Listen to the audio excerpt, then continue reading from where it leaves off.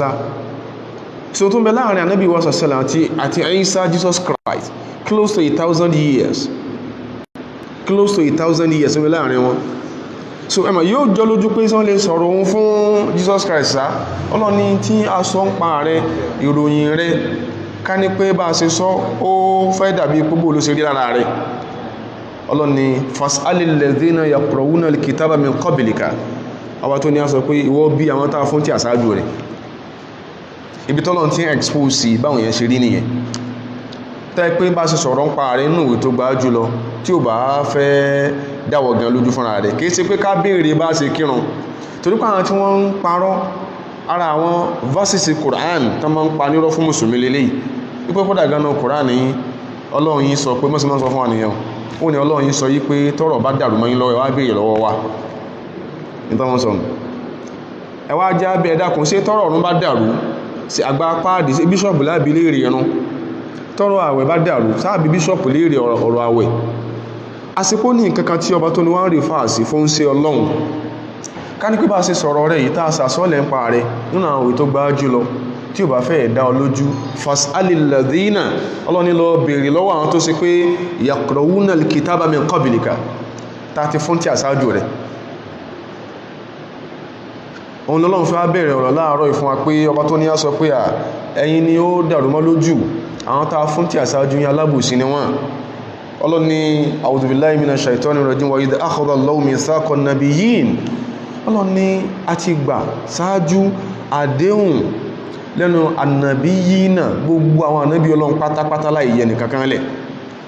agbàdín lọ́wọ́ wọn kí ni àdéhùn tàgbà lọ́wọ́ wọn Ọlọ́ni lama ataitukum min kitabin wa hikma ìtumọ̀ lama bẹ̀ẹ́ ni pé mahama ataitukum Ọlọ́run sọ fún kọ̀ọ̀kan tọ́lọ́run bá náà níbi kan wá ń sìn Ọlọ́run á pè kalẹ̀ ìwọ mọ́rán wá ń sìn lápẹẹrẹ Ọlọ́run rán Sulaiman alayhi salam Ọlọ́run wá sọ pé Sulaiman ẹnìkan ń bọ̀ lẹ́yìn rẹ̀ o ìtumọ̀ ayàmù nígbà Ọlọ́run rán Mùsá wá Ọlọ́run Mùsá ẹnìkan ń bọ̀ lẹ́yìn rẹ̀ o kò sánàbí Ọlọ́run kankan tí ó ma ànábì tí ó succeed òun ọmọ bá orúkọ ọmọ débi tí wọ́n ti bí ọmọ débi àwọn tí ó bí ọmọ lábala àwọn aràn tí ó ti dìde Ọlọ́ni nígbà tó ń gbà lọ́wọ́ àwọn tí ó jànà bí Ọlọ́run kí ló ń gbà lọ́wọ́ wọn mesak àdéhùn pé lama ataitukum min kitabin wa hikima bí mo ṣe fún yín tírà wa hikima tọ́lọ́run sọ ń pa nábí Ọlọ́run kọ̀ọ̀kan ní súnà nábí Ọlọ́run kọ̀ọ̀kan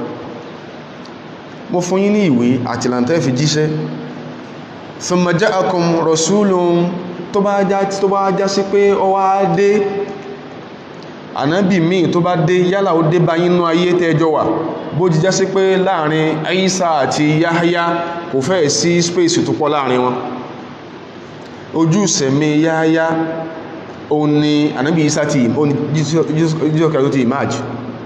Jesus Christ emerge ní sẹ̀mí Yahya tá ń sọ yìí kò kí ń ṣe John the Baptist o ànábì Yahya ọmọ Zakariya ní lójú sẹ̀mí ayé ẹni ànábì Isa ti emerge Jesus Christ ó ti emerge so Ọlọ́run wọn sọ ń kọ̀ọ̀kan wọn ẹgbẹ́ tó encounter tí Yahya àti Isa ní lábaláṣẹ́ tó rán fẹ́ jọra wọn Yahya lọ́lọ́run sọ ń kọ́ lọ sọ fún àwọn Israel kó rán létí pé ìran náà máa ń kí ìran ni wọ́n máa kí àwẹ̀ ni wọ́n máa gbà sàkà ni wọ́n máa yọ ó sì máa ṣe sàárà ó sọ nǹkan márùn kan fún kọ́ lọ sọ fún wọn but irú ìran èèyàn tọmọ Israel yìí ṣe ìmbà Yahya ìmbà lẹ́rù kò lè jíṣẹ́ yẹn Ọlọ́run á inspire sí Jesus Christ pé lọ sọ fún Yahya pé mọ́ ránṣẹ́ kó jẹ hadith Muhammad gbà wá pé ṣé kíni ọlọ jẹ ọdẹ yìí Yahya pé tọ́lọ́ wọn fi rán wọn sẹ́kàn tẹ́lómi bá fi lọ jẹ́ iṣẹ́ òun yàtọ̀ sáwọn wàhálà ni náà mo sì dìde lójú ẹsẹ̀ nìyẹn pé ìwọ kọ́ ni Ọlọ́run rán ìwọ kọ́ lọ́lọ́run èmi ní lọ jíṣẹ́ fúnra mi so Ọlọ́run sọ fún kọ̀ọ̀kan pé mo ti fún ọ ní tírà mo fún ọ ní ìlànà tó fi ṣiṣẹ́ mi tánà bí mi bá wá dé yálà lójú ayé rẹ àbí lẹ́yìn rẹ musaddiqun lima ma'akum tó bá mú tí ó jọ ti ẹ wá tó mú tí ó ń sàfihàn tí ń bẹ nínú ìwé tí mo fún ọ wá Ọlọ́run ní gbogbo yín la tu'minunna bihi ẹ gbọ́dọ̀ gbà nábì náà gbọ́ o wala tansurunna wẹ́sì gbọ́dọ̀ ràn nábì náà ṣe o mandate Ọlọ́run lẹ́sẹ̀ kò sí kankan náà nábì Ọlọ́run tó parọ́ mara wọn èmi ń lọ lágbàjá ń bọ̀ èmi ń lọ lágbájá ń bọ̀ bọ́n sì ṣe lòsẹ̀mí ayé wọn nìyẹn Ọlọ́run ní tí mo wá sọ fún yìí Ọlọ́run nígbà tí òun sọ bẹ́ẹ̀ fún wa bí wọ́n lè rí pé aqrartum ṣé ẹ gbà bẹ́ẹ̀ wa akhadtum ala dhalikum isri ṣé ẹ bá ń dáwó ṣé ẹ bá ń dá májẹ̀mú bẹ́ẹ̀ ọba tó ní a sọ pé qalu aqrarna gbọ̀nà bí Ọlọ́run sọ fọ́lọ́run pé àwọn tí ó sọ Ọlọ́run kò sí jàyàn bó ṣe sọ láti gbà tá bá ti ń lọ a mọ̀ sọ fáwọn èèyàn wa ẹni tí ó succeed wà lánàbí tó bá wá ti ojú ayé wa emerge tó bá tó ojú ayé wa emerge a sọ ààfin àwọn èèyàn wa ká tó lọ so eléyìí jẹ́ abala ńlá kan tí ọba tó ní wá sọ ibi tá ti bẹ̀rẹ̀ ọ̀rọ̀ wa tí kò ṣe deviate ó ní láti ìbẹ̀rẹ̀ Suratu Al-Imran láti bẹ̀rẹ̀ ọ̀rọ̀ yìí a dẹ̀ sọ pé the first 83 verses 83 lákọ̀ọ́kọ́ ní Suratu Al-Imran ọ̀rọ̀ bóòlù ànábì ṣe jẹ́ níbo ló ti emerge kí ni reactions àwọn Jews and Christians lásìkò tí ànábì emerge tí ìdásìkò yìí títí láíláí verse 81 láwàá Ọlọ́run abíyàn pé ṣé bí mo ṣe sọ yìí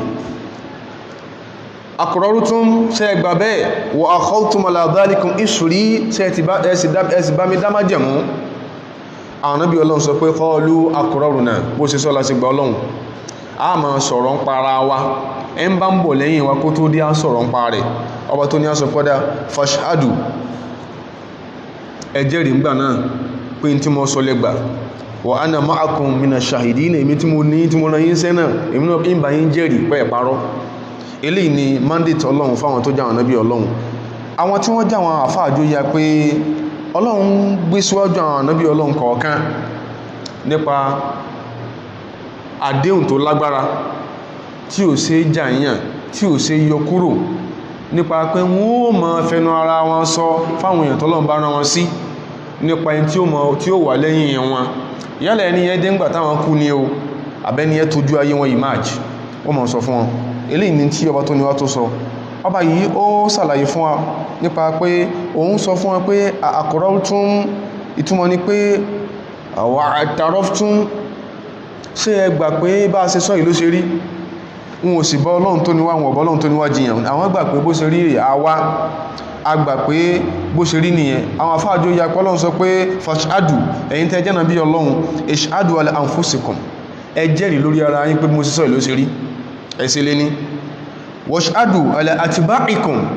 ẹ wá jẹ́rìí pé àwọn tá bá tẹ̀lé yín náà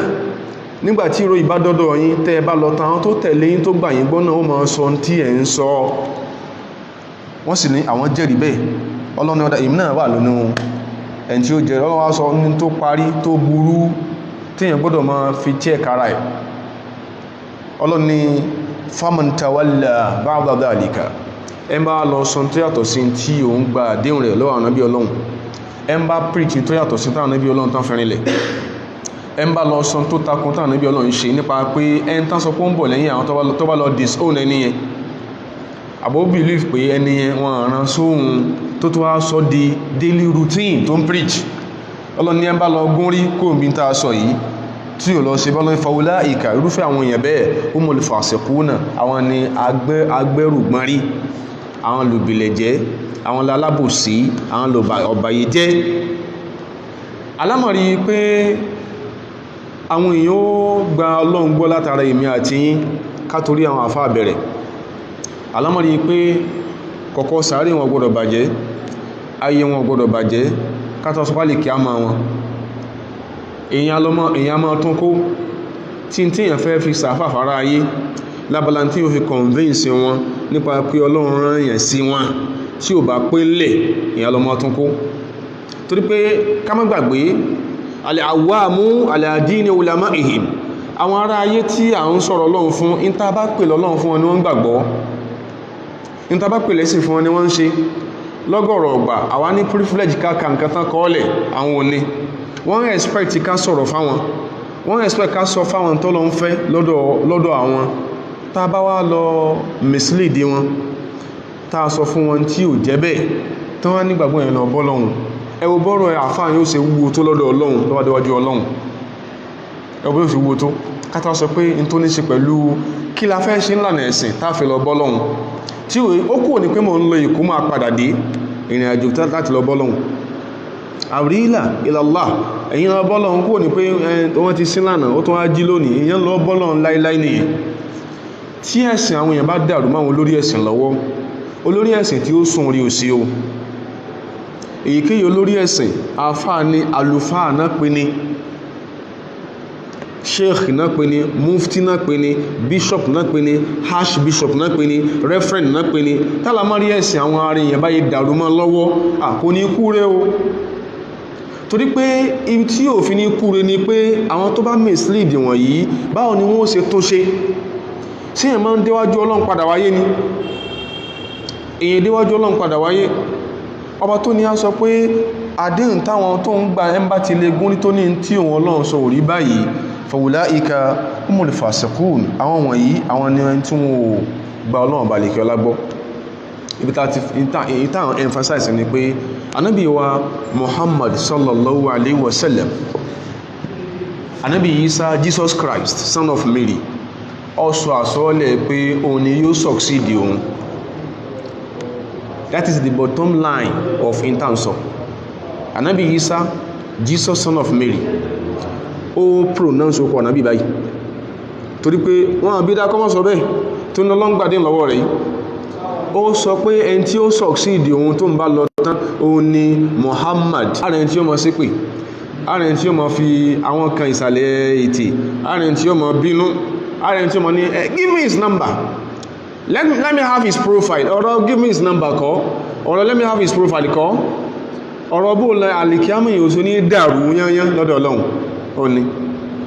Torí pé in tá ń sọ lápẹẹrẹ everyone has access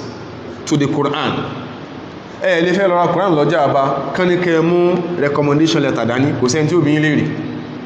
Ẹ fẹ́ ra Quran kí yẹn bá lọ Allahu Latif fún bẹ́ẹ̀ ń sìn kí a lè fẹ́ ra Quran. In tó bá jẹ́ copies lẹ́fẹ́ rà bóyá Roman translation lẹ́fẹ́ rà àbí ìtàbá lẹ́fẹ́ rà Allahu Latif ní bí lè rí pé parish wo lẹ́yìn belong sí Allahu Latif ní bí lè rí pé denomination wo ni ẹ̀yin belong tó ní bí lè rí every mortal has access to the Quran elélọ́ra elélọ́ka èyí táwa ń sọ yìí nípa pé anybody ló lè access the Quran ìyẹn isn't a privilege in other religions. Àwọn nǹkan kan mẹ́tọ́ pé wọ́n kà kún wèé tẹ́pẹ́ tán bá fi lè bá lọ́wọ́ yín wọ́n bí pé ń bó lẹ ti rí bó lè ṣe lọ́wọ́ yín wọ́n bèèrè ibi tẹ́ ti rà wọ́n lọ question ibi tán ti tà fún yín pé ta ló ní kẹ́ tarú ẹ̀ jáde tó ń bẹ dáadáa ta lè dárúkọ ta sì lè dárúkọ ààyè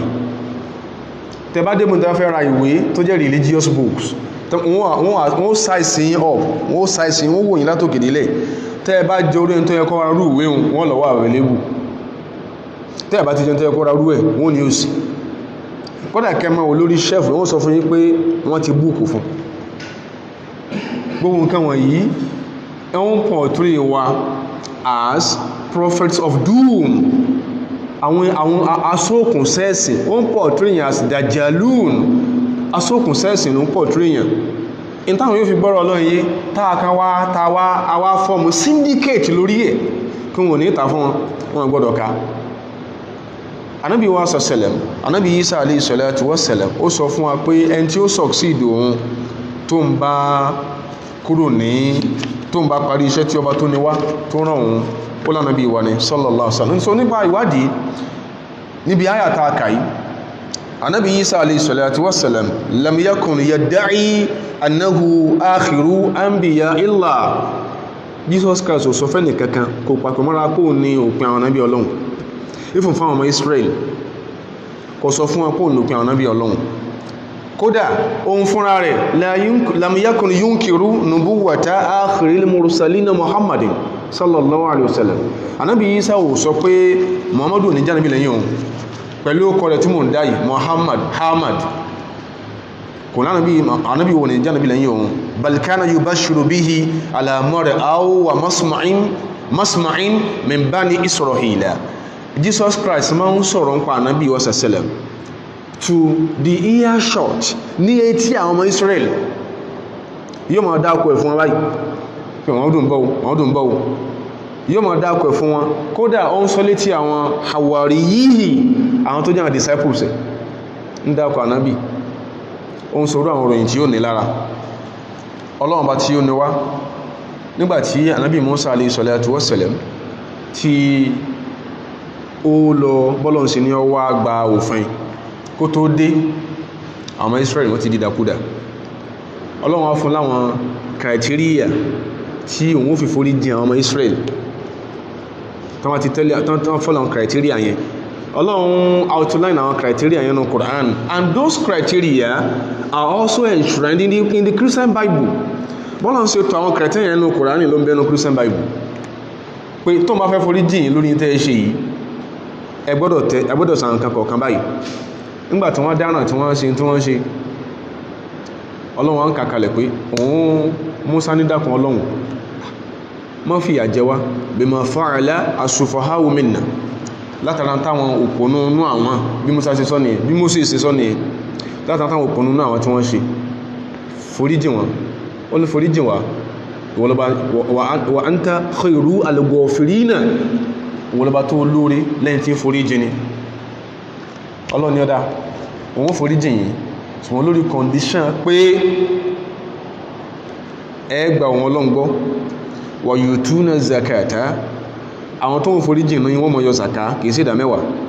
walladhina hum bi ayatina yu'minun àwọn tó sì pé tó wá ti rí àwọn mu'jizatu wa min mu'jizati Allahi ala bani Isra'ila bi'thatu Muhammadin sallallahu alaihi wasallam nínú àwọn àmì àwọn nǹkan ìyanu Ọlọ́run fún àwọn ọmọ Israel ní ànábì ọ̀sẹ̀sẹ̀lẹ̀ Ọlọ́run walladhina hum bi ayatina yu'minuna àwọn tó tán bá ti rí àwọn mu'jizat àwọn miracles wa tí wọ́n gbàgbọ́ Ọlọ́run tó wá sọ pé bóun bá tiẹ̀ tó forí jì wọ́n Ọlọ́run alladhina yattabi'una rasula nabiyyal ummiya àwọn tó ṣe yí pé yattabi'una wọ́n máa tẹ̀lé wọ́n gbàgbọ́ wọ́n máa tẹ̀lé ar-rasula ìránṣẹ́ annabiya wòlíì náà al-ummiya who shall be unlettered tí ò ní mọ̀ ọkọ̀ mọ̀ọ́kà àwọn tí yóò mọ̀ tẹ̀lé ar-rasula that messenger nítorí tó ń kálukú bá rí ó pè ó lè pè ní counselor ó lè pè ẹlòmí pè ní comforter ẹlòmí pè ní paracleute ar-rasula that messenger ọba pè ní comforter ọba pè ní counselor ọba pè ní paracleute ànábì ló ń jẹ́ bẹ́ẹ̀ sẹ́sẹ̀lẹ̀ annabiya that prophet tí John the Baptist tó rí fáà sí nígbà tó dé Jordan River al-ummiya tí ọmọ ọkọ̀ tí ọmọ ká ọlọ́ni alladhi yajidunahu maktuban indahum ànábì tí wọ́n máa rí ìròyìn rẹ̀ lọ́dọ̀ wọn wọ́n máa rí ìròyìn rẹ̀ lọ́dọ̀ wọn fi Tawrati tí onúyẹn bẹ nínú táwọn ń pè ní Old Testament wal Injil ìròyìn ànábì bẹnu tán ń pè ní New Testament àyà Kùránì láǹkà lẹ́ka sọ síwájú lẹ́ẹ̀kan pé àwọn nǹkan mẹ́ta bá ń sàlàyé ẹ̀nà Islam bọ́lọ̀ ń ṣe sọ ẹ máa rí mùsùlùmí tí ó sì wọ́n ní ara ní ara òró ohun ẹnìkan ń lo oògùn onírun fórí fífọ́ lórí fífọ́ Suratul A'raf ni mò ń kà yìí Suratul A'raf Quran chapter 7 ó mò ń kà yìí verse 157 bọ́lọ̀ ń ṣe sọ kalẹ̀ nìyẹn ànábì tó ṣe yí pé ìránṣẹ́ ni ànábì ni kò lè kọ kò lè kà alladhi yajidunahu ànábì tó ké wọ́n máa ń rí ẹwọ́lọ́run olùfíìlù mọ̀dọ́rì yajidunahu maktuban wọ́n máa ń rí lákọọ́lẹ̀ indahum lọ́dọ̀ wọn fi Tawrati àkọọ́lẹ̀ rẹ̀ bẹnu Tawra ní tí wọ́n ń pè ní Old Testament lọ́dọ̀ wọn wal Injil àti tí wọ́n ń pè ní New Testament lọ́dọ̀ wọn ànábì yìí ya'muruhum bil ma'rufi gbogbo tó dá pátápátá tó bá láàká ìmú ní ọmọ pa wọ́n láṣẹ rẹ̀ ní ọ̀rọ̀ ẹnu ní nǹkan jíjẹ ní bó láṣẹ múra bó láṣẹ sin lọ́hun wa yanhahum 'anil munkari gbóhun tí ọ̀dá tí ọba láàká ìmú yóò mọ̀ kọ̀ fún wọn wa yuhillu lahumut tayyibat gbóhun tó dá tó lè wo ẹnu yóò ṣe lẹ́tọ̀ fún wọn wa yuharrimu 'alayhimul khaba'itha gbóhun tó jẹ́ nǹkan èrí yóò ṣe léèwọ̀ fún wọn ànábì ọlọ́run kankan tó preach kéèyàn jẹlẹ́dẹ̀ ò sí torí èrí ni tó bá ń jẹlẹ́dẹ̀ wọ́n fi ń ṣe nǹkan fún ọ tó ń jajá wọ́n fi ń ṣe nǹkan fún ọ àbọ̀n rà ọ padà gbá rẹ̀ wọ̀jú harimu aléyìmúlẹ̀ kọba ìsá gbogbo tó jẹ́ nǹkan èrí tó lè dára láàmú tí ó sọ̀yàn di èèyàn kéèyàn tí ó sọ̀yàn dá láàárẹ̀ láíláí ànábì ó ṣe léwọ̀ fún wọn ìmúkúmu náà sí ní lásán sọ yí pé ó wà unscriptural kò bá lànà bọ́lọ̀n ṣe sọ̀wé kalẹ̀ mọ́ ká sọ yí pé omi nànábì ìsákọ́sọ̀dọ̀ ti wine it is unscriptural kò bá ìlànà bọ́lọ̀n ṣe sọ̀wé kalẹ̀ mọ́ ó fi hàn pé àwọn ọmọ tí ń mu codeine tí ń mu gbogbo tí wọ́n mu tán mu bèbè kú káàrò ó lé ó fi hàn kí wọ́n fi jọ Jesus Christ nìyẹn àti oríṣìí nǹkan tí wọ́n mu tí wọ́n fẹ́ dé nígbàtí èèyàn bá mu tí ọ̀dá tó lóun fẹ́ ru odidi mọ́sálásí tó wá ń gà lọ́rùn mọ́lẹ̀ tó ní ẹjẹ́ kó wọ́n rù tán rọ mí lè lórí ẹgbọ́ kírú kí lèyàn ti bẹnu ẹ̀nà ẹ̀wò kòrólà àbí kí náà ń pè ọ̀tọ̀ ní COVID-19 ní àǹgráfù pẹ̀lú ẹnìkan tó ló mú kòrónà àwọn ànábì ọlọ́gbọ́n tó jẹ́ nǹkan èèwọ̀ tí ò ní jẹ́ ọ̀rẹ́ ara ànábì ó ṣe léèwọ̀ ó làwọn tí wọ́n jẹ́ asọ́kùn sẹ́nu ayé ṣe máa rò ìbọ́yá Islam is replete with technicalities wọ́n ní ẹ̀sìn yẹn ó ti lé kankan kò lé kankan ṣe mú kó ní ẹkọ́ mọ́ jubilate ní tẹ́gbẹ́ sálẹ̀ pọ́mọ̀ rẹ̀ mú kó ní ẹ̀kọ́ mọ́ sunkún ẹkọ́ mọ́ jubilate àwọn nǹkan burúkú bá ń tọ́mọ ni yóò mọ́ ti bẹnu ànábí ó ṣe léèwọ̀ fún wọn àsọ́ọ́lẹ̀ pé bí ànábí ó ṣe jíṣẹ́ nìyẹn bó ṣe ń bẹnu Taura àti Injil nìyẹn ọba tó ní aṣọ pé ó ń ṣe Ọlọ́run sẹ́sẹ̀lẹ̀m wa yadau anhum israhum yóòkì àwọn ègún ayé wọn wal aghlala allati kanat alayhim àti àwọn self-inflicted punishment penances ìfìyàjẹra ẹni tán ti gbélera wọn lórí Ọlọ́run ní agbáwẹ̀ ọgbọ̀njọ́ olóòfẹ́ gba 50 gẹ́gẹ́ bí Constantino ṣe sanction fún alákọ̀ọ́kọ́ ọgbà ànábì Ọlọ́run súnà ní ọgbọ̀n ni wọ́n gbà láàwẹ̀ wọ́n kọ́ bẹ̀rẹ̀ wọ́n gba 50 para àwọn sí làwọn ṣe dẹni Ọlọ́run sí lójú wọn ń gbọ̀ ya ọsọ di 40 súnà ànábì Ọlọ́run kàkìtì ń gba 40 láwẹ̀ sí al-isru oní yóòkì ègún ayé wọn iniquities táwọn tó bí wọ́n tán bá dá lọ́ràn táwọn ọmọ ọba find fault pẹ̀lú tán lọ ń fi sí ìfẹ́ lò fáwọn tó bí wọn àwọn in tó jẹ́ nǹkan ẹ̀yà about those iniquities yóò mọ wíṣọ́n tàwọn ọmọ yẹn náà bọ̀ká ní pé tí wọ́n ń ṣe táwọn tó bí wọ́n ṣe tí ọ̀dá tó bí Ọlọ́run táwọn ọmọ yẹn bá sọ pé kí ní ọ̀dá gbogbo tó bá nǹkan yẹn ní ìyà àwọn ọmọ yẹn ò ní jẹ́ wal aghlala allati kanat alayhim àti gbogbo àwọn penances ìfìyàjẹra ẹni Ọlọ́run ló lè fẹ́yàwó olóòlè fẹ́yàwó àwọn ń gún ọ lábẹ́rẹ́ kí orgasm máa sí ọ sọ́lọ́run ló ní ọmọ fẹ́yàwó wọ́n ní ọlọ́kọ lóbìn olóòní lọ́kọ olóòfi jànàbí Ìsá alayhi salam ọwọ́ àmọ́ rí gbogbo ọjọ́ tó bá ti wá ń ṣe ìyàwó àmọ́ sọkún pé kí Jésù dé kíákíá o mélòó gan ní ọ̀fẹ́ inú àwọn tí wọ́n láwọn ọlọ́kọ àwọn eléyìí penances náà pẹ̀lú nǹkan báyìí Ọlọ́run sọ pé ọmọ lọ́kọ àwọn èèyàn ti ń dáràn tipẹ́tipẹ́ all in the name of pé àwọn ọ̀fẹ́ káṣírí àwọn ó tú kò sí bó ṣe rí ọjẹ́ láyé tó bá ti ń lé lọ́mọ 20 ọdún lóbìn ni yóò ti mọ́ wù ọkọ ọlọ́kọ wọ́n ti lé lọ́mọ ogún kódà kó tó pọmọ 20 ọdún ọwá kó 20 ọdún ọpọ́ márùndínlọ́gbọ̀n opọ́gbọ̀n àwọn àmọ́ rí táwọn ọkùnrin àtomi yóò máa tẹnu bọ́ra wọn lẹ́nu ara wa ní ìgbà ọwà bọ́n lé máa ti nǹkan bójú ara this is part of the penances gbogbo orú àwọn ìfìyàjẹrẹ ní báwọn ànábì yóò padà sọ pé gbogbo nǹkan yí Ọlọ́run ọ̀fẹ́ nítàbí bọ̀ wá ṣe nìyẹn Ọlọ́run sọ pé ànábì ọ̀n tó bá wá dé àwọn tó bá gbàgbọ́ nú yín ẹ̀yin ọmọ Israel tó bá gbàgbọ́ nú yín wà àzàrú tí wọ́n fún lápọ̀lẹ́ tọ́lọ́run ní kama fánàbí Ọlọ́run wọ́n sọ̀rọ̀ tí wọ́n kún mission tí wà accomplish lọ́wọ́ àníbí òmú nǹkankan wá tó tọ́tọ́ ju pé the extant religious system tánàbí Ibrahim tó fi lọ́lẹ̀ nàníbì lọ́wọ́ complete àwọn tí ó sì kàn lọ́wọ́ fún tó bá dé wàtábàwú an-nura alladhi unzila ma'ahu àwọn tí ó tẹ̀lé ìmọ́lẹ̀ tọ́lọ́ ń sọ̀kalẹ̀ fún sí ọlọ́run wà núrù húnná al-Qur'an àwọn tí ó gba Kùránì gbọ́ ọ̀gọ̀rọ̀ àwọn èèyàn wọ́n ṣẹ́jẹ́ lómi àwọn bàbá wọ́n sọ yí pé àìmọ̀kan ní mọ́ mú ọmọ pé àlè ìyá ní bàbá ẹ̀ àìmọ̀kan ní ó mú ọmọ pé àlè ìyá rẹ̀ ní bàbá rẹ̀ Kùránì tó ṣe yí pé àfikún Kùránì ọ̀sẹ́kù ní sẹ̀mí ayéláyé òfin ní dàrú yányán àwọn àwọn kan tó sọ fáwọn èèyàn wọn pé don't ever read that book, don't touch it, don't move closer to it. Ọlọ́lọ́run tó wọ́n gbàgbọ́ tí wọ́n là kó ń bí wàhálà ayé ní kẹyìn ayé walladhina amanu bihi àwọn tó bá gbà náà bí gbọ́ wattaba'u an-nura alladhi unzila ma'ahu tí wọ́n bá sì tẹ̀lé ìmọ́lẹ̀ ìyẹn Kùránì tá sọ̀kalẹ̀ fún ọ̀nà irú àwọn èèyàn báyẹn ulaika humul muflihuna ni wọ́n jèrè páàtì tó kan ànábì Mùsá nìyẹn ètò kan ànábì Mùsá tó ń bẹ nínú tí wọ́n máa ń pè ní Old Testament méjì tí ẹni ṣe ní lọ́pọ̀lọpọ̀ ọgbà lásì ní àwọn àfáà máa ṣe tó pọ̀ ń ṣe fún wa bí bá ṣe ń ka Kùránì fún wa ẹ dákun ẹ máa sọ̀túnmọ̀ ẹ̀ fún wa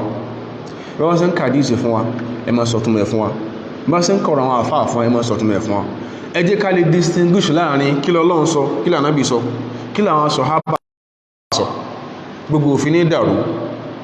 kò ní fọ́jú pọ̀ mọ́ra wọn ẹjá máa yọ́ ń kọ̀ọ̀kan ká máa yọ́ ń kọ̀ọ̀kan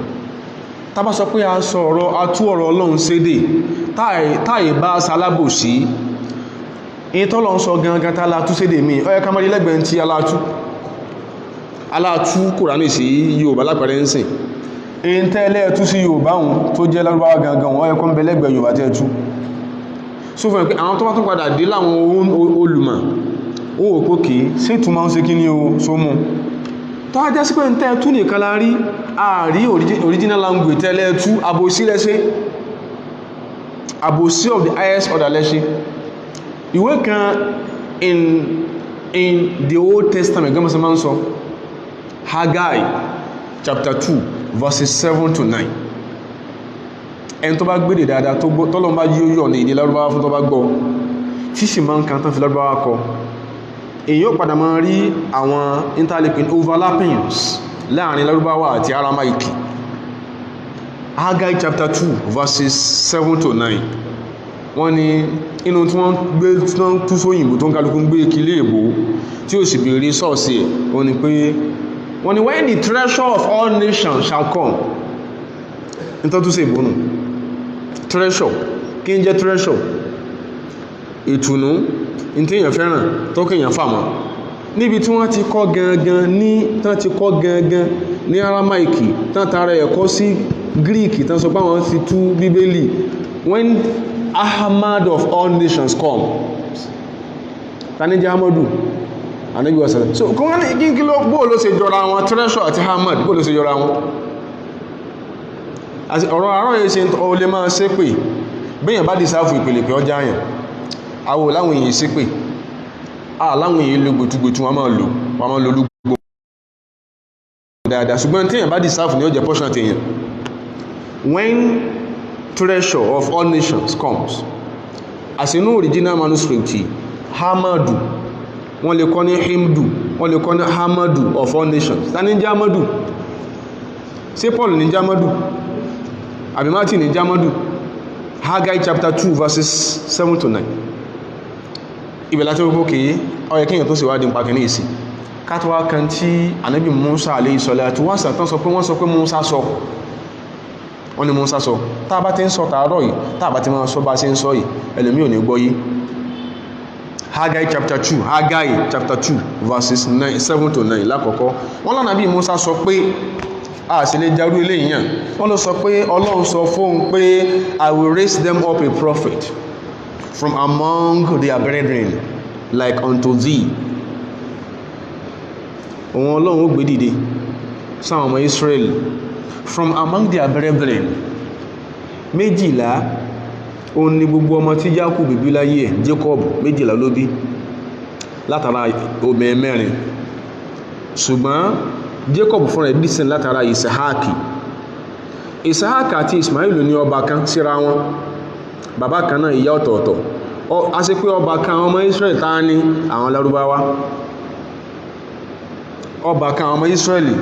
làwọn Lárúbáwá, ọba kan Lárúbáwá làwọn ọmọ Israeli. Wọ́n lọ́lọ́run sọ fún Moses pé òun ó gbé dìde a prophet, ìránṣẹ́ kan from among their brethren, kìí sí látàrí ọmọ Israeli, látara àwọn tán jọba kan yín, òun gba nábì kan dìde. Like unto thee, yóò jọ ìrẹ Moses bí ìmúmú. Gbogbo nǹkan tí ó jẹ́ ròyìn pa Musa ní ẹ̀mọ́dé lára nábì náà. Ọlọ́run ni, and I will put my words in his mouth, máa fi ọ̀rọ̀ mi sí lẹ́nu. Ọlọ́run sọ kú anil hawa, ànábì yìí sọ nǹkan kan pẹ̀lú fẹ́ẹ̀nú. In huwa illa wahyun yuha. In tánàbí ìwú jáde lẹ́nu kí ni o, ọ̀rọ̀ látọ̀dọ̀ Ọlọ́run tọ́lọ́ fi ránṣẹ́ sí. Òun ó fi ọ̀rọ̀ òun sí lẹ́nu. And he shall speak unto them. Yóò a máa bá wọn sọ̀rọ̀, all that I shall command him. Gbogbo tí máa pàdà sọ̀kọ́ máa sọ. Wọ́n lọ́lọ́run sọ pé, and ẹnikẹ́ni, whoever will not give heed to my words, ẹnikẹ́ni tí ó bá ní tẹ́tí gbọ́rọ̀ mi, which he shall speak in my name, tí ó máa sọ lóko ìmí Ọlọ́run. Tàbí bá sọ, ẹ bá lóhun gbànábì gbọ́, nínú àwọn tàjọ ń bẹ láyé lónìí. Ọlọ́run sọ pé, I myself will require it of him. Ọlọ́run máa bí ẹni ilé ìlàlì kìámà. I would hold him responsible.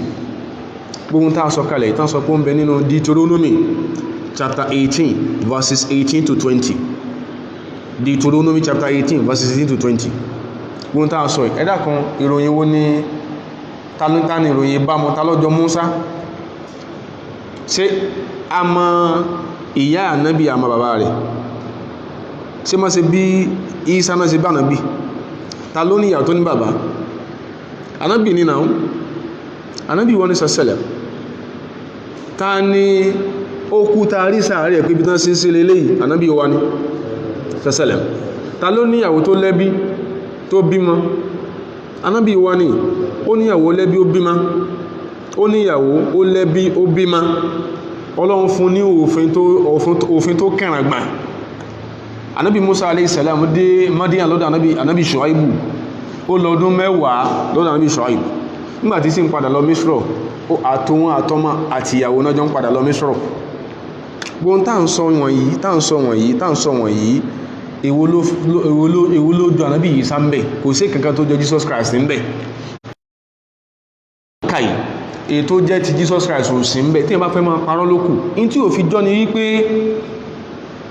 ìkan nínú àwọn oníwádìí,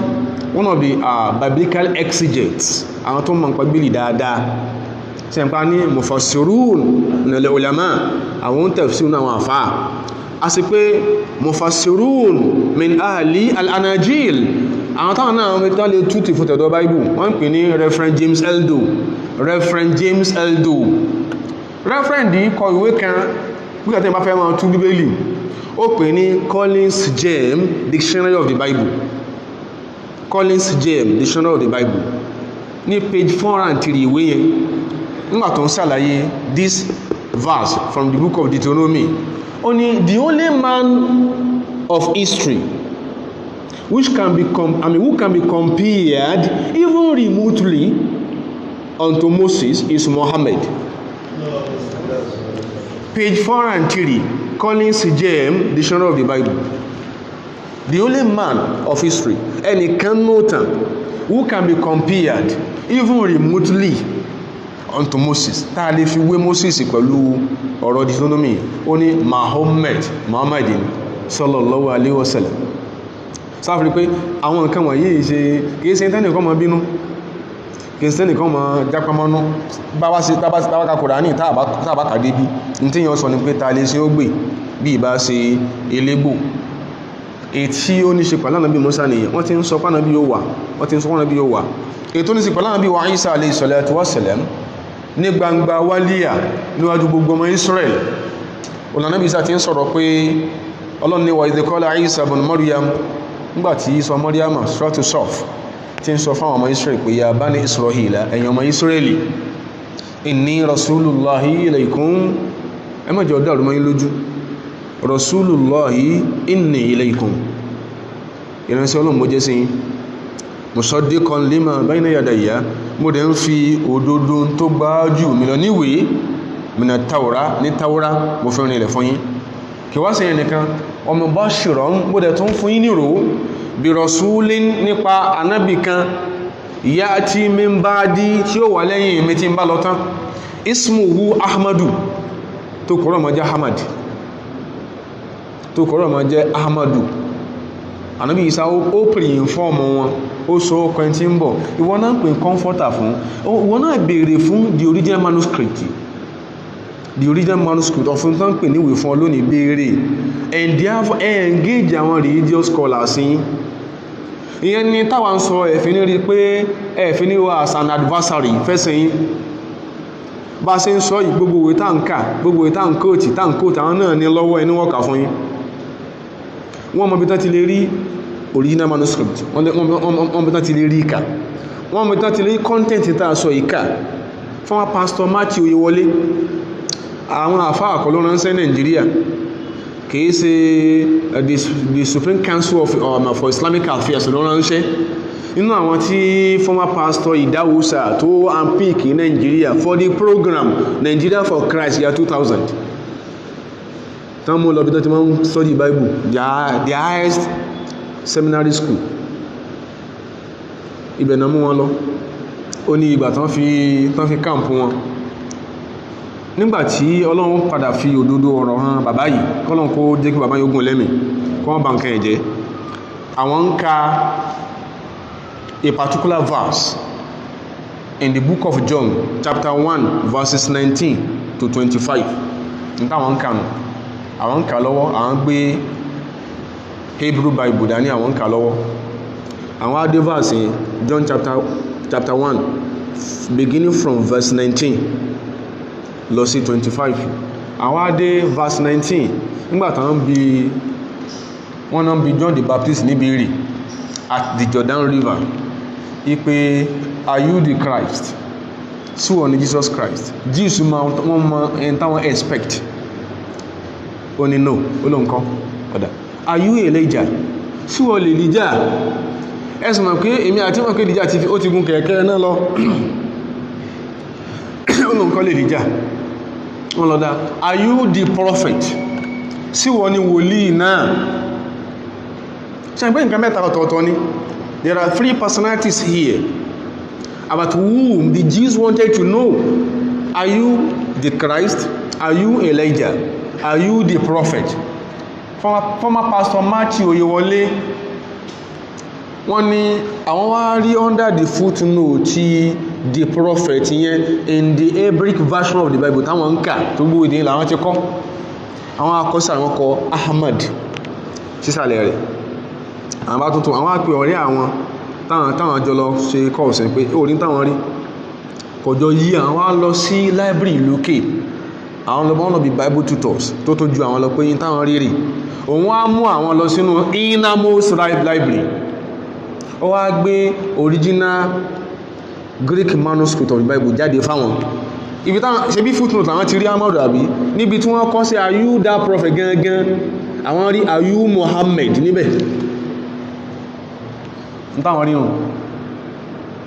àwọn sọ fún àwọn pé ó ní sórí Muhammad yẹn ó ní ìrìn àjò àwọn ànábì Ọlọ́run ó dàbí race ẹn tó gba last igi ní race òun Muhammad yẹn tí ìbá ṣe tí ẹ̀ bó ṣe sọ fáwọn ní tí ìbá ṣe tí ayé ó ti dàrú àwọn wà disturbed within ohun ọ̀tọ̀ ní táwọn ń sọ ní ibi táwọn ti wà ó ní sọ ẹ̀mọ̀ pé the first 3 months course tẹ́kọ́ ṣe àwọn ń kọ Ìgbò lẹ́sẹ̀ kí ni lẹ́sẹ̀ ṣe báyìí àwọn sáà ń bá kọ́ọ̀sì lọ former pastor Matthew Oyewole is still alive àwọn bá kọ́ọ̀sì lọ àwọn parí àwọn dé Nàìjíríà àwọn tó bá ṣáà ní lọ Benin parish ní Ìdẹ́wòsà post òun sí àwọn bá wà sí làmbá tọ́wà tí a ń ka Bíbélì débi tí a sọ yìí conscience bó láti a máa ṣe bẹ́ẹ̀ bó láti máa ṣe àwọn kọ́ bẹ̀rẹ̀ nínú yàrá àwọn dá wọn kí sọ́ táwọn ti kírun tán àwọn lọ ṣèṣìn nígbò ìyàwó àwọn káwọn mọ́bí irun àwọn adájọ́ kò pé obìnrin sọ́gbọ̀ sán èmi mo lo òkun tí mo dé ní tí mo rí rè àwọn sàlàyé ẹ̀ fún ìyàwó náà gbọ́, àwọn jọ ń kírun, àwọn kírun tán àwọn lọ ṣèjọsìn, wọ́n àdíjọ́ kan ẹ̀mí àwọn òkú mọ́, àwọn èèyàn rí multitude rèé táwọn líìdì, àwọn summon courage láàárọ̀ ọjọ́ yẹn nígbà táwọn parí ìsìn tán, ẹyọ ọmọ ọjọ́ sẹ́ gbọ́ òun tẹ́ ń wò yìí, òun ti ń kírun báyìí kàsà báyìí kàsà báyìí kàsà bóun ṣe ríre. Lẹ́yìn ìgbà yẹn báyìí wọ́n bá bàbá yẹn wá ẹ̀wọ̀n ni, wọ́n bá gbogbo tó gbà ní certificate pátápátá náà retrieve. Kódà Ọlọ́run tó kádàrá kí wọ́n ṣẹ́kù ní òjè kan kú sínú ẹ̀wọ̀n ní Benin City, because that was part of the grand plan. He must just be eliminated.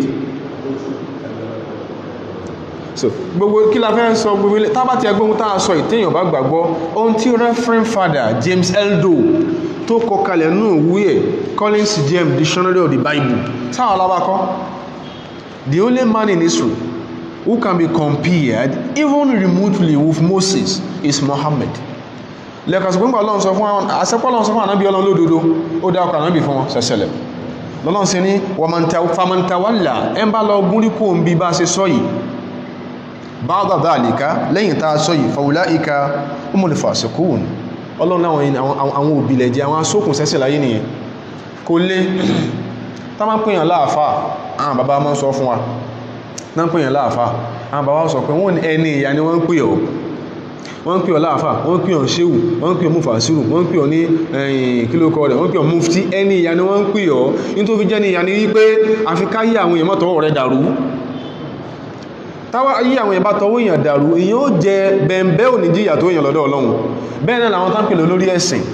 ẹjá máa ronú ká máa flashback gbóhun tá à ń sọ yìí pátápátá lórí mean disturbing in the Christendom. ìmọ̀ ń fọ́n lórí ni kò sí parẹ́, kò sí sọ pé kò rí bẹ́ẹ̀. níjọ wọn fún iṣẹ́ Ọlọ́run níwèé tọ́lọ́wọ́ bẹ̀rẹ̀ sí sọ Kùránì kalẹ̀ fún iṣẹ́ Ọlọ́run, Jibril lọ bọ́ iṣẹ́ Ọlọ́run ní Iqra, ànábì ní ma ana bi qari'in, ànábì ní I'm not lettered in mọ́ká. Jibril gbà náà bí mara ó fún ọ mara ó gbé lọ ní Iqra, ànábì ní ma ana bi qari'in mọ́ká. ó gbé mara lẹ́ẹ̀kẹta ó ní Iqra bismi rabbika alladhi khalaqa, ó wá pé gbólóhùn yẹn sí lẹ́nu pé pẹ̀lú àṣẹ ọlọ́mọ́ka. àbíṣẹ́ wà bẹ́ẹ̀ ṣe ká, àbíṣẹ́ ṣe ó bẹ́ẹ̀ sí sọ tí ń sọ. àwárí eléyìí, àwárí abala kan in the book of Isaiah chapter 29 verse 12, and the book is delivered unto he that is not lettered. àwọn afẹ́ tí ọmọ ọkọ̀ mọ̀ọ́ká níwèé ẹgbẹ́ta ní ọmọkọ̀ tí ọmọọ́ká Ànábì sẹ̀sẹ̀lẹ̀.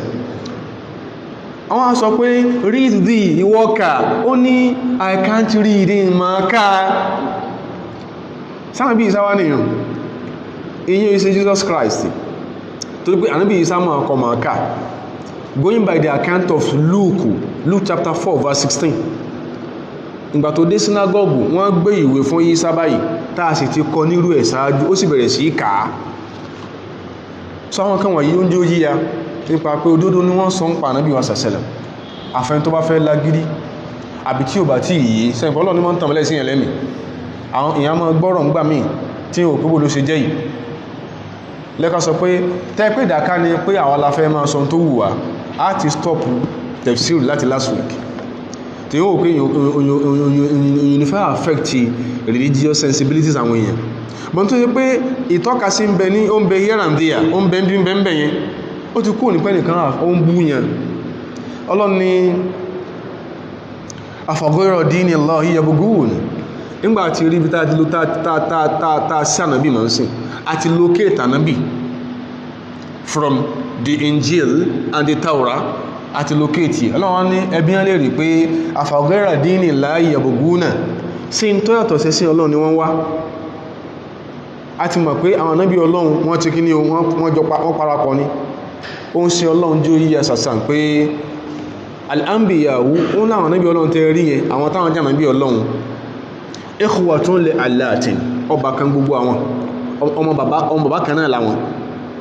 wa ummahatuhum shatta, àwọn ìyá àwọn ló yàtọ̀, gbogbo àwọn pátápátá ọmọ bàbá kan náà láwọn, àwọn ìyá àwọn ló yàtọ̀. wa dinuhum wahidun, ẹ̀sìn àwọn ọ̀kan ṣoṣo lẹ̀sìn àwọn. lọ́nà sọ ní afaghayra dini Allahi yabghun, ṣé wọ́n wà nǹkan lẹ́yìn ẹ̀sìn Ọlọ́run alhamza huna lil inkari tawbihi Ọlọ́run ṣe ìtumọ̀ ẹgbẹ́ sórí wọ́n sì pèsá afaghayra dinillahi yabghun sátún wà nǹkan lẹ́yìn ẹ̀sìn Ọlọ́run àti náà níbẹ̀ wọn jọra wọn nígbà wọn tí a jọra wọn ẹ̀sìn wọn gbọ́dọ̀ jẹ́ ọ̀kan ẹ̀sìn wọn gbọ́dọ̀ papọ̀ bí i máa ń ṣe tí ìṣẹ́sìn wọn ẹni ṣe tó wù àwọn tó ní a sọ pé ayabutagi halul kitabi dinan ghayra al-islam sáàtà fún tí àṣájú ma wẹ́sí mi yàtọ̀ sí islam ni islam tó ṣe pé alladhi arsala Allahu bihi rusula islam tọ́lọ̀ fẹ́ràn gbogbo ànábì rẹ̀ pátápátá islam tọ́lọ̀ fẹ́ràn gbogbo ànábì rẹ̀ pátápátá kí náà fẹ́ wá lẹ́sìn lẹ́yìn ọlọ́ni tàbá wà nǹkan mí lẹ́sìn lẹ́yìn islamu walau aslama man fi samawati wal ardi walau walillahi aslama man fi samawati wal ardi man fi samawati gbogbo tí ń sẹ̀mí inú sama wal ardi tí ń sẹ̀mí inú lẹ̀ léèyàn ni láǹjẹ̀nú láwọn ẹ̀dá mi tèmi àti yín ọmọ àbí ìta àmọ́ ni aslama lillah ọlọ́run gbogbo wọn gbàfà fún gbogbo òfin ọlọ́run gbogbo wọn gbọ́ páyà ọlọ́run gbogbo wọn páyà máa ṣe ọlọ́run gbogbo wọn sákàká kò sẹ́ni náà láyé tí ò tẹríba fọ́ba tó níwá tọ́wọ́ àwọn wọ́kàrẹ̀ ha wílí nílì èèyàn fún èèyàn kọ̀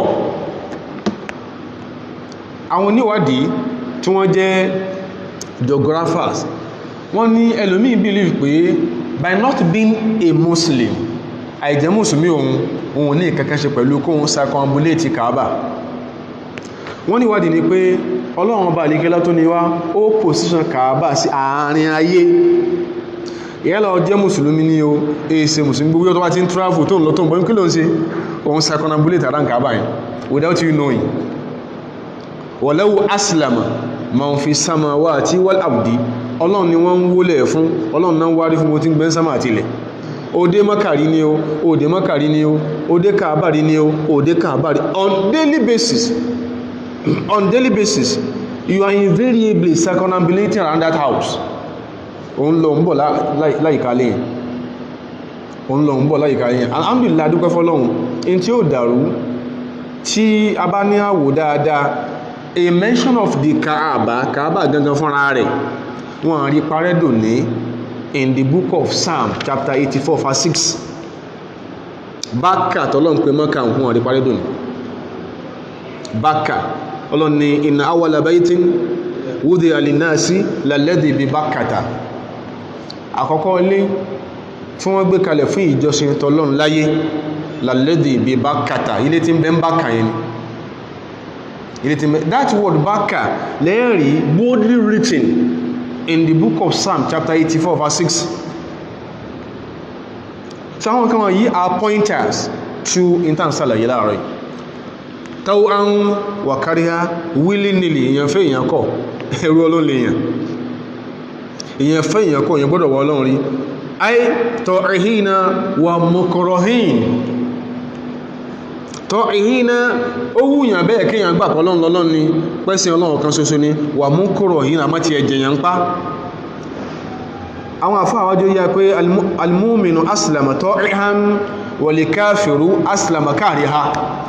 mùsùlùmí yóò finú fíndọ̀ gbà fọ́lọ́run gbùntọ́lọ́n bá pẹ̀rà rẹ̀ ṣùgbọ́n tí ò gbọ́ lọ́n gbọ́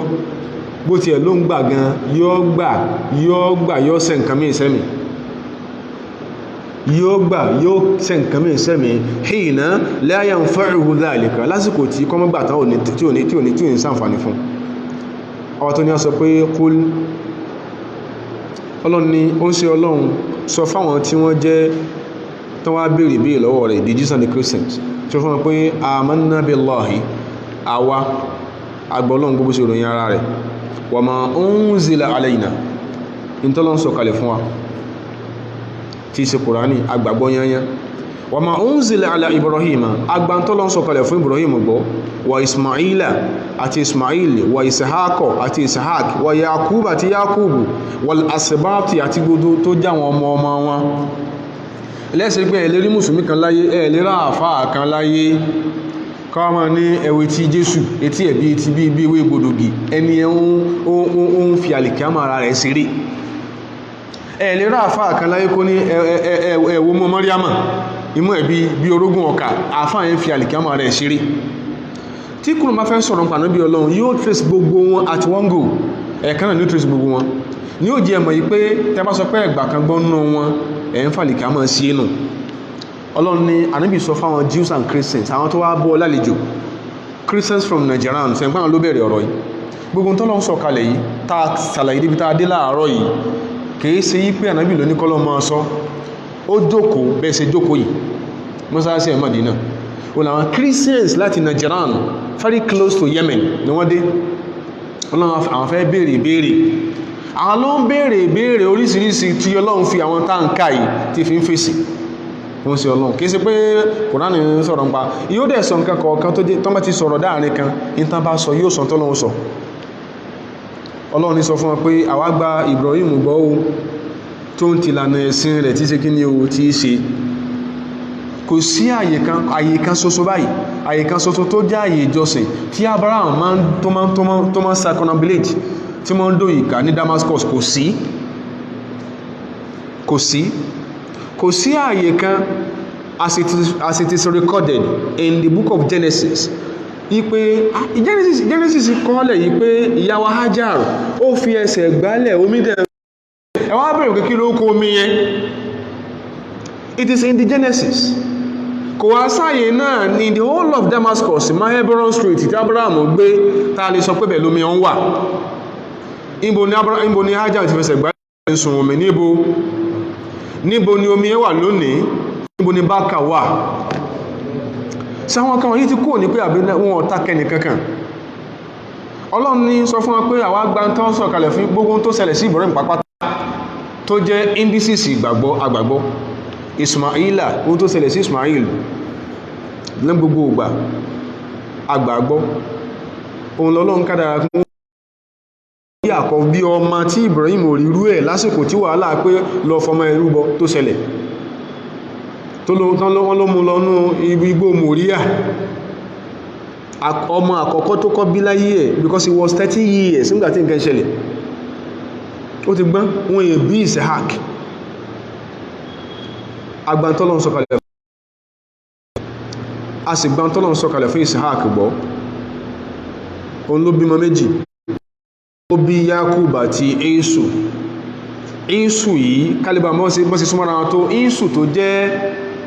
àbúrò Yakub yìí òun ló fẹ́ àbúrò obìnrin tí ìyàwó Hajar bí tó jábúrò Ismail so ẹwọ́n táwọn èèyàn máa ń sọ pàdánù bí Ọlọ́run ẹwú ìtàn wọn ṣe gbé kalẹ̀ táwọn bá jọra wọn bóhun ṣe fẹ́ ra wọn Isahaki kìí ṣe Yakub nìkan ló bí ó bí Yakub ó bá àwọn Rome gẹ́bítàn sí gbé wá Ismail lábúrò obìnrin Éṣù ni ọkọ àbúrò Ismail ẹ̀sìn ní wọ́n jọra wọn òdodo ni pé the false pens of the scribes have put the world to shame gègé irọ́ táwọn òǹkọ̀wé tí wọ́n kọ́ lẹ̀ gẹ́gẹ́ bí Jeremiah ṣe sọ Jeremiah 14:14 ó ti sọ ọ̀rọ̀ Ọlọ́run lọ́dọ̀ àwọn tí wọ́n pera wọn ní ẹni tí èsì mùsùlùmí ó sọ̀rọ̀ Ọlọ́run di irọ́ lọ́dọ̀ wọn gbóhun tó yẹ káwọn èèyàn máa ń kọ Ọlọ́run pátápátá wọ́n dẹ̀ fún tùmọ̀mí wọ́n pè ní tọ́lọ́run pé nǹkan yẹn ọ̀rọ̀ wá dàrú máa yẹn lọ́wọ́ ṣùgbọ́n ṣẹ́mà wọ́n máa ń gba tọwọ́ ọmọ ni wọ́n yí gba ti inú ọmọ bẹ́ẹ̀ bá ṣe fẹ́ bọ́lọ̀ dáadáa gbóhun tán fún èèyàn wọ́n ra mọ́tò fún ọlọ́fẹ̀ àṣọ lórí ẹ̀sìn wọ́n kọ́lé fún ọlọ́fẹ̀ àṣọ lórí ẹ̀sìn tó bá fẹ́ ṣe birthday gbogbo sáìsì bàtà ọmọ àṣọ lórí ẹ̀sìn gbóhun tán ń ṣe yìí tí ọ̀run àwọn tí wọ́n ń ṣe báyìí fún èèyàn báyìí lọ dàrú Ọlọ́run obìnrin jẹ́ olórí ẹ̀sìn yẹn yà ní kò kí ń ẹ̀mà it isn't too late lọ́dọ̀ Ọlọ́run kó padà lépa báwọn tí ó bọ́ fún ọ tíyàn bá tí ìkú tíyàn bá ipajúdé gbóhun tó pàájò lára àwọn èèyàn tíyàn bá lọ sọnù àwọn èèyàn tíyàn bá lọ misleadi yóò burú o àfi táwọn àwé yóò bá sí táǹkàlùkù táwọn òye bá ń bẹ àtàwọn míì táyì ògbà kámẹ́ṣàn láàárọ̀ yìí táwọn òye bá ń bẹ tán bẹ ìkan nínú àwọn tó máa ń kọ̀tàn wọ́n pè ní A.S. Fulton F-U-L-T-O-N A.S. Fulton ó kọ̀wé kan pè ní International Encyclopedia of the Bible. Christian reference ni o. International Encyclopedia of the Bible. Ó wá ń túrẹ̀ sí ìwé wọ́n sọ̀rọ̀ in the book of Ezekiel wọ́n sọ̀rọ̀ nípa all the princes of Kedar. Ìkejìlá ọmọ tí Ismail bí ní oúnjẹ Kọ́ídárù ọ̀nà mention inú Ezekiel náà pé Kedar. All the princes gbọmọ tó náà bí wọ́n sọ̀rọ̀ nípa wọn. Ọkùnrin ló wá sọ pé a ṣe pé ìdílé ànábì Muhammad sallam ó pè ní International Encyclopedia of the Bible. Ó ní ìdílé ànábì ibi tá lè trace ẹ̀ sí ní ara Ismail. Àwọn yìí ń bẹ àwọn tó ń lọ́wọ́ ní lọ́wọ́ kó ń kálukú náà bẹ̀rù àlìkíámà. Àwọn èèyàn wọ̀nyí gbogbo tó jẹ́ òfin Ọlọ́run láti ní èso òfin Ọlọ́run fún wọn. Ẹwọ bá gbọ́n kálukú sí ilẹ̀ ayé ààlè lẹ́sìn káyà àwọn ẹ̀rí bó ṣe rí. Tọ́lá ẹ̀pọ̀ Ọlọ́run là ń sìn lódodo. Ọlọ́run gbọ́dọ̀ ní do's and don'ts. Tẹ́pọ̀ Ọlọ́run là ń sìn lódodo. Ayé tá ń gbé ó gbọ́dọ̀ ní mo fẹ́ lọ́dọ̀ Ọlọ́run mi ò fẹ́ báyìí látọ̀dọ̀ Ọlọ́run. Mo tó wá jẹ́ tó lè portray àmì tó lè x-ray ayé táwọn ànábì Ọlọ́run gbé. A mọ̀ sọ pé àwọn eléyìí wọ́n ti àwọn irú àwọn òfin báyìí ẹ máa rí nínú Old Testament òfin Ọlọ́run kankan hold. Lẹ́sẹ̀ pé tá bá fẹ́ sọ pé wọ́n sọ pé ló kù lọ́dọ̀ àfáà torí ẹ pé kò sófin kan tó hold nínú òfin Ọlọ́run. Nínú àbá tó sọ pé in the Old Testament kí ní jẹ́ Old Testament òfin Ọlọ́run kankan hold. Ànábì Ìsá sọrú ẹ̀ dáadáa ó sọ wà according to Timothy kọ. Ẹ mọ́ rògbọ́n wá pa òfin rẹ̀. Don't think I've come to abolish the laws nor the prophets.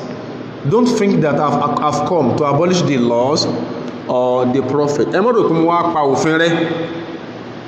Ẹ sì mọ́ rò yìí pé mo wá taka ọ̀nà bí Ọlọ́run. I've come not but to fulfill. Wọ́n wá ṣe nǹkan kan jù kó wá mú àwọn òfin Ọlọ́run ṣẹ lọ. So kí ló wá jẹ́ òfin tó ti lọ? Kíní kan lòfin tó ti lọ gbogbo àwọn orin tí Paul máa ń kọ fáwọn èèyàn nìyẹn. Òun ló bà ayé àwọn èèyàn jẹ́. Ó bà ayé èèyàn jẹ́ ó fi odó wó ayé àwọn èèyàn. Owó. And Matthew ló kọ ìta sọ yìí Matthew chapter 5 verses 17 to 19. Wọ́n náà nàbí ìsásọ wípé ẹ má rò pé mo wá pa òfin rẹ̀, ẹ má rò pé mo wá taka àwọn ànábì Ọlọ́run. Òun ò wá ṣe kan jù kó wá fẹ́rin ilẹ̀ lọ. And till the heavens will be no more. Ó ní táyé òfin ní jáyé má kò sí kan nínú àwọn àsọọ́lẹ̀ tí ò ní wá sí mọ́sẹ́ o. Ó bẹ nínú tásọ yìí. Ọba tó ní a sọ pé gbogbo nǹkan tí a sọ kalẹ̀ fún Ibrahim, Ismail, Isaac, Yakubu yìí wọ̀lá sẹ̀bá àti gbogbo àwọn tó ṣe pé tó jẹ́ àwọn ọmọ tó pẹ̀ka jáde lára wọn àwa gbàgbọ́. Kódà wà máa ó tí a Mùsá ìtàn fún Mùsá gbàgbọ́. Òhòdì wà máa ó tí a Mùsá wà Ìsá ìtàn fún Ìsá agbàgbọ́. Wà nábí yúnà min rabbihim àti tán gbọ́ ànábì Ọlọ́run yòókù àwa gbàgbọ́. Àwa selective. La nufarriqu bayna ahadin minhum àwọn òsòpin aláàrin ànábì Ọlọ́run. Àmúkan ní pọ̀sìn àsọ̀kan di ọ̀rẹ́ kásàn yòókù dọ̀tá. Gbogbo àwọn tó bá gbọ́ Ọlọ́run gbọ́ ẹ̀ ní rí lára wọn kí wọ́n máa wá ẹ̀sùn kànràngbọ̀n ẹ̀sùn ńláńlá kí wọ́n kojúbó okun rẹ̀ sọ́rọ̀ ànábì Ọlọ́run tó kù. Ẹ̀wọ̀n àsọpẹ́ nìkan ló má tẹbá sọ̀rọ̀ pa ànábì Nóà wọ́n ní ànábì Nóà ó náà padà dáràn bọ́sẹ̀ mọ́ sọ nìyẹn o. Tẹbá sọ̀rọ̀ pa Abraham wọ́n sọ pé Abraham ó padà ní àlè. Ẹ̀yin náà wọ àwọn ọ̀rọ̀ tó burú. Ànábì Lúùtù àwọn ní Lúùtù tó mú tí ó tó bọ́mọ rẹ̀ obìnrin méjì sùn. Ẹmà sọ́lọ́run lè sọrú eléyìí sáà ànábì Ọlọ́run lè sọrú wọ́n sáwà gbogbo ẹ̀sàn ọ̀ràn wọ́n wà sí gbogbo ànábì Ọlọ́run yòókù lọ́rùn tó wá dórí ànábì Ìsá wọ́n ní that is the innocent lamb ọ̀dọ́ àgùntàn tí ó lẹ́sẹ̀ lọ́rùn. Ẹnìkan òwúyàn bí i ṣe ìjọ tí Paul fẹ́ ti ẹbọbọ ní Bible òun ló pè ànábì Ìsá ní ó pè ní sacrificial lamb àgùntàn táyé rúbọ tó pè náà. Ọba tó ní a sọ pé àwa gba ń tán fún wọn gbọ́ àtàwọn ànábì Ọlọ́run ayé sópin láàrin wọn wà nahnu lahu muslimuna àwa jẹ́ mùsùlùmí fọ́lọ́run gẹ́bà ànábì Ọlọ́run tó lọ àtàwọn tó tẹ̀lé ọ̀nà sí jẹ́ mùsùlùmí fọ́lọ́run. Ọlọ́run wá fi torí pẹ́lú mí ọmọ bínú áyà yìí a máa fẹ́ lómi náà lórí mùsùlùmí tọ́rọ òye kankan kódà àfáà mi a máa fẹ́ jí tẹ́rì láti sọ ẹwù ta ti ń bọ̀rọ̀ bọ̀ Ọlọ́run sọ pé wa man yabtaghi ghayra al-islam dinan ẹ má tún wá lọ wá nǹkan mí lẹ́sìn lẹ́yìn islamu falan yuqbala minhu wọn ò ní gbà lọ́wọ́ rẹ̀ ẹ̀dá kan sí èyàn kan fa fásí ilẹ̀ èyàn kan fa yọ fà á níbi ẹwù ta ti ń sọ bọ̀ ẹwù expositions ẹwù àwọn àlàyé tó pọ̀ tọ́lọ́n ti ń ṣe bọ̀ kó wá tó débi wa man yabtaghi ghayra al-islam dinan ẹ má lọ sọ pún fẹ́ sí nǹkan mí lẹ́sìn lẹ́yìn islamu kí ló fà á torí pé islamu yìí náà náà bí Ọlọ́run ta ti ń tírè sọ̀rọ̀ wọn bọ̀ náà ṣe kí ni ó ní wọ́n ṣe last week a sọ fún wa going by some of the confessions of Paul fúnra ẹ̀ Paul sọ kò dẹ̀ parọ́ ó ní I implanted the seed Ọlọ́run ló ń gbé Christianity and Apollo his friend watered it Apollo bó ń bomirin so kò parọ́ torí pé gbogbo ọjọ́ tí ànábì Isa ń sẹ̀mí or before kó tó sẹ̀mí Damascus in tí Roman emperor through àwọn vicegerents ẹ̀ ní Damascus tán gbé wá ideas àti cultural practices Rome ni so Christianity nípìlẹ̀ began as an alien religion ní Damascus ibẹ̀ láwọn pọ́lọ́pọ́ ànábì Ọlọ́run gbé ṣe Christianity náà ṣe lẹ́sìn nǹkan Ọlọ́run sọ yí pé amtakuluna Ọlọ́run ní kánà bí obìnrin lè rí pé amtakuluna anna Ibrahima wa Ismaila wa Ishaqa wal asbato kanu huda aw nasara Ọlọ́run ní sentence sọ ní pé Abraham Ishmael Isaac Jacob àti gbogbo àwọn ọmọ rẹ̀ tó bí wọn ẹ̀ ń sọ pé they were either Jews or Christians Ọlọ́run ní sentence sọ Ọlọ́run ní àántún alamu amillahu sí ẹ̀yin lẹ nímọ̀ ní àbúwọn Ọlọ́run Quran chapter 2 verse 140 sí ẹ̀yin lẹ nímọ̀ ní àbúwọn Ọlọ́run Ọlọ́run ní waman adlamu Ọlọ́run ta ló tún jẹ́ alábòsí mimman katama shahadatan indahu minallah tẹ́ tó sì fọ́ bù mọ́lẹ̀ báyìí àwọn nǹkan wọ̀nyí ó lè dàbí kí ní Ọlọ́run ní waman yabtaghi ẹ ń bá lọ wá ghayrul islam yàtọ̀ sí islam yìí dínà tó wà lẹ́sìn Ọlọ́run ní falan yuqbala minhu ẹni yóò dọ̀dọ̀ Ọlọ́run polówó ẹni yóò dọ̀dọ̀ Ọlọ́run empty handed yóò dọ̀dọ̀ Ọlọ́run ní ṣe mọ́rí àbá rẹ̀ yóò dọ̀dọ̀ Ọlọ́run ní ṣe aláwàsálá fún Ọlọ́run ní tó bá dà lè kíyàmà irú èyàn bẹ́ẹ̀ huwa fil akhirati tó bá dà lè kíyàmà minal khasirina shall be among the losers inú àwọn tí ó lùsì lẹ́nìyàn ó wà àlàyé ló bí o Ọlọ́run ní kayfa yahdi Allahu qawman ẹwọ gbogbo àlàyé tàbí ṣe bọ̀ yìí tọ́lọ́n tí ń sàlàyé Ọlọ́run wá ní kayfa yahdi Allahu qawman bóòlù Ọlọ́run ṣe fi ọ̀nà mọ àwọn èèyàn kan àwọn èèyàn wo àwọn tí wọ́n jẹ́ òǹkọ̀wé onímímọ̀ aṣíwájú ẹ̀sìn in the Christendom from among the Jews and the Christians tí wọ́n yí ọ̀rọ̀ Ọlọ́run padà Ọlọ́run níbò ní ó ṣe fọ̀nàmà àwọn tó ṣe wípé káfàrú bada imanihim wọ́n padà dálá ìgbàgbọ́ lẹ́yìn tán kọ́ ti gbọ́ Ọlọ́run gbọ́ wa shahidu anna rasula hakun lẹ́yìn tán wọ́n kánà bí bẹ́nu ìwé àwọn wọ́n padà wá ń parọ́ ń pa rẹ̀ nítorí Ọlọ́run sọ sókè pé wa man yabtaghi ghayra al-islam dinan nìyẹn tó kún wọ́n rí fact báyìí bóòlù wọ́n ṣe fọ̀nàmà àwọn tó ṣe pé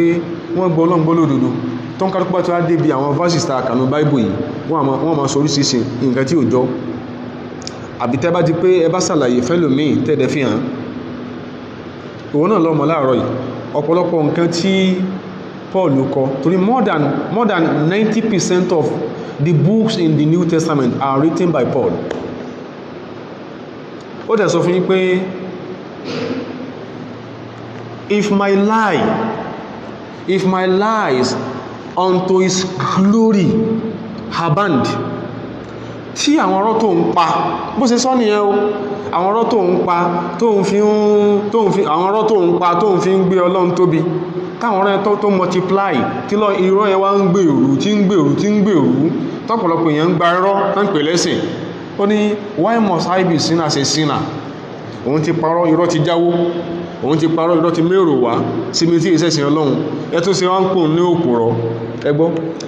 ẹ tó ṣe máa pòun lẹ́lẹ́sẹ̀ ẹni tó sọrú nǹkan bá ní Romans chapter 3 verse 7 tó sọ tí wọ́n náà ń kà tábà káńtà àkà ìkọ̀ ẹkọ́ bí ọ́nú ẹni tó lọ́nchí this new faith ó sọ pé irọ́ tó ń pa have multiplied irọ́ yẹn ti gbèrú nígbàtí ọlọ́run ti á gbèrú unto his glory ẹgbọ́sẹ́rọ́ mọ́ kọ́lọ̀ lọ́wọ́ onírọ́ yẹn ti gbèrú tó kọ́lọ̀ lọ́wọ́ ó ní why must I be seen as a sinner kí ló tó wá ń fojú ẹlẹ́sẹ̀ wo òun ayé ni rọ́mọ ayé ni rọ́ ti tà irọ́ ò ní tà lọ́dọ̀ ọlọ́run ọlọ́run ní kayfa yahdillahu qawman bóòlù wọn náà ṣe fi àwọn èèyàn kan mọ̀nà kafaru bada imanihim tí wọ́n padà sa ìgbàgbọ́ lẹ́yìn tán kọ́ gbọ́ lóhun gbọ́ wa shahidu anna rasula haqqun tí wọ́n sì mọ̀ yí pé òdodo lànábì mọ́ọ́dún bẹ́nu ìwé wọn etí ẹ̀ ní rí kí ẹ rí a common non-muslim kó mọ́ mú dání lónìí ẹ̀ ní rí the gospel of St. Barnabas lọ́wọ́ wọn torí pé ní gbogbo bí tán ti sọ̀rọ̀ kan ànábì inú gospel Barnabas ń dárúkọ rẹ̀ Muhammad ó ṣe ń dánú bí ṣe ń dárúkọ ẹ̀ ní wọ́n pè ní inú àwọn apocrypha àwọn àwẹ̀ tán ni wọ́n lọ sọ́nà wọ́n sì máa ń sọ́nà apocrypha the council of Nicaea wọ́n fi òfò ṣe gbogbo tí ń bẹ láyé lẹ́yìn as Christians the council of Nicaea wọ́n fi òfò ńlá sí àwọn tí ń bẹ láyé lẹ́yìn as Christians torí àwọn tán ní kálọ sún náà wè àwọn tí ò bá ń táwọn ẹlẹ́bọ tán tira wọn bọnú Christianity lákọ̀ọ́kọ́ ní tí ò bá ń tán sọmọ tó sì jẹ́ òdodo nípa Ọlọ́run àti Isa alayhi salam ẹ bá ti á pè Isa ní ẹrú Ọlọ́run tó pè ránṣẹ́ Ọlọ́run lọ́jọ́ náà lọ́hùn ni wọ́n sún ná Suratul Buruj wọ́n dáná fún ẹ bá ti pè Isa ẹrú Ọlọ́run ìránṣẹ́ Ọlọ́run ó ti bọ́nú náà ó sún ná àwọn tó wá ní fat lọ́wọ́ ẹrú ká má sún wọn ná ń bà wọn àwọn tán lè clamp down lórí wọn wọ́n gbàwé yẹn lọ́wọ́ wọn àkọọ́lẹ̀ ni wọ́n gbà lọ́wọ́ wọn lọ sún ná rí ìwé kan tó sọ̀rọ̀ pa fat ló wà pé ní apocrypha àwọn ìwé tàbí wọn lọ sọ́nà so kálukú náà kámọ̀ rántí pálọ̀ àwọ̀ sàárì ọba tó tún yá sọ pé bóòrùn ó ṣe fúrú àwọn ẹbá mọ̀nà wọ́n ródòdó wọ́n rán nàbí lánàbí wọ́n mọ̀ nàbí lánàbí inú ìwé wọn wọ́n jẹ́ àti umul bayyinat àwọn àtọ́ka sí ó dé wá bá wọn lórí ipá nàbí lánàbí wọ́n sì gbà fọlọ́run ọlọ́run ní bóòrùn ó ṣe fúrú wọn mọ̀nà wallahu la yahdi ọlọ́run ní òun èyí fáwọn alábòsí mọ̀nà òun ìfẹ́ àwọn alábòsí mọ́nà ayé la yuwaffiquhum li tariqi sa'ada òun ò ní fi wọ́n ṣe kò ń gé ọ̀nà tó fi sórí rí ìjókòó yìí kí mọ́ sọ pé gbogbo atẹ́ta wà nílẹ̀ ọ̀yá ìdílé lórúkọ ọlọ́run ẹbọ́ sẹ́yìn lọ́hùn àwọn kókó tí mẹ́ ń wájú ilé ìyábùlẹ̀ ẹlọmọ jàjẹ̀ sẹ́ dámi lóhun ọkọ́ sí pé omi tí mo fi ń wẹ̀ jọ kí wọ́n á gbé ilẹ̀ láàrin mọ́sálásí wọ́n sọ fún pé omi tí mo fi ń wẹ̀ mo ti fi wẹ̀ lómi oṣù kan ọyọ́n kálùkù ẹmọ bù mú ẹ̀rì gbálà sẹ́ẹ̀dámi lóhun islamu àwọn tó rí wọ́n tó pé kólẹ̀ islamu ló gbèrè ẹ̀kalẹ̀ fún ọlọ́run ní àwọn alábòsí la yuwaffiquhum li tariqi sa'ada ọ̀nà tí wọ́n gbà rí oríire òun ní jú wọn wé torí wọ́n ti parí ẹ̀sẹ́ mi ara wọn pé táwọn fẹ́ máa ṣínú ọba tó ní a sọ pé àwọn tó ṣe yí pé wọ́n rí òdodo tí wọ́n ò tẹ̀lé al-Imam al-Hasan al-Basri ó ní humul yahudu wa nasara wọ́n rí òdodo báyìí wọ́n ò sì tẹ̀lé hasadu al-araba wọ́n máa ń ṣe kéta àwọn alárúbáwá wọ́n ti ń kọ̀rọ̀ pọ̀ ń ṣe ọlọ́gbà táwọn Yahudi dé Madina wọ́n dé Madina in the 2nd century nínú àkọọ́lẹ̀ kan 2nd century of the Christian era nákọọ́lẹ̀ kan